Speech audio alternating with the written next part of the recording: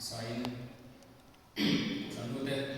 ni pai so Islam ni sebagai kan buat masa suah. Ni saya nak yang report itu orang ini kan ngai ro kan ni lah. Kau makan tak meeting dengan ni ah. Mai su report ke orang tu lain. Share TikTok dekat ani ah. Mai su kon ini so tengok ani age. Sini report ke pega tinggal tante kan dia jadi kom atau di dona ni zon tu bisa nanti kalau dona sih kom nanti tahu yang kita mungkin pun tay lah masih lo sesuai nak dari tay lah untuk try pun nak asara yang dah nak kan cang sahaja lah orang bola pun asal BVZ lah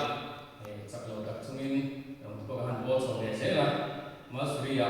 kalau oma ekonomi aku lihat nak ani contoh nak dia kemudian ada langsung ni tulah yang waktu di miso kan oma teacher mi manjil teacher di area kan oma tuan staff nurse bakat kan dia di dengan kan ni ai dia lo evangelism nampang direct evangelism dan kita evangelis bakat kan ni bela tulah ni lesson bonda ani suang thung mangin kan bol to ka tusil zirtir le damna lam changin damna rongbona mangin rongbona na kalbi mu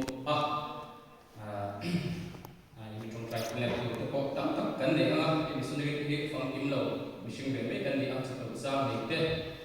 kan ni fu ma damna dam mo si zan ni kan ma ti ma kan mo le me te last te kum ta ma te kan ni he ke ba kum khat te kan ola na hậu tu tên các cái hậu tu đó cho nên hắn tỷ lệ thì cái cán bộ em mà đầm chân cái này xưa đầm lô cô hiền đầm đôi na pan tu cán đầm đôi na cái này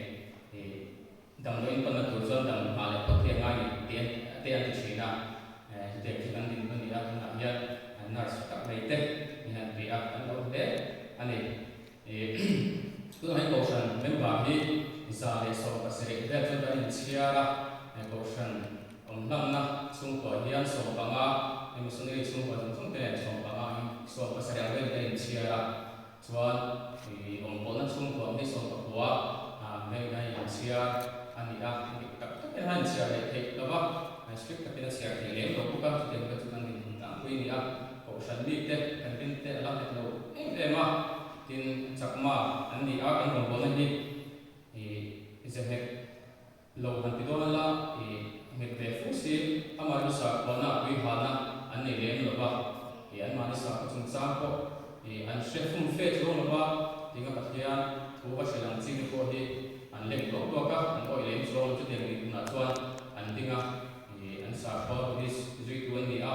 an sa ko chung cha ko an sim lo ba christiana an ko hian hen tak takin an om thei lo ba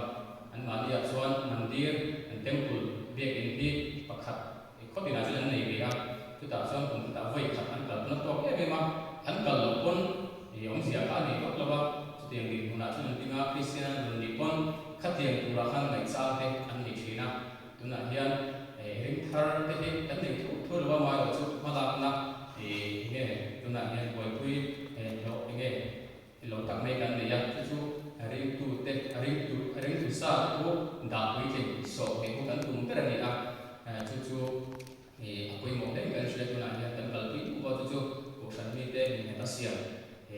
kha kan tum ter ni a tu na ko kan on ko san pui ting kan ni la branchers kan ni a dan a branchers kun cha le presentation kun sa kan se do na ko kha ba do ni sia ima bi ka ko kha kan report thei chin chun me sila he soi ta kan khan kan se me soi ta kan khan jaina hen helaya hun ham tum em por pal kan ni ba kan program so ka so PHP ro le khom biar ayo sabung so din pastor biar PHP ayo pal kan ni a se min kan so ma the sama school te kan so ta ka kan ho te kan ni a kan kan ko te so ni khatria kan kan ku khasa kan ni a ko san ho te mi thung trai kun ni zara takin dam takin kalau thei kalau le a in mi thung tran kuin ko kam mo kan mo ke ma be ka kun mo a tin kan ko kuite kan ko di kui se la ta sila report tu tam takama ang singe sila han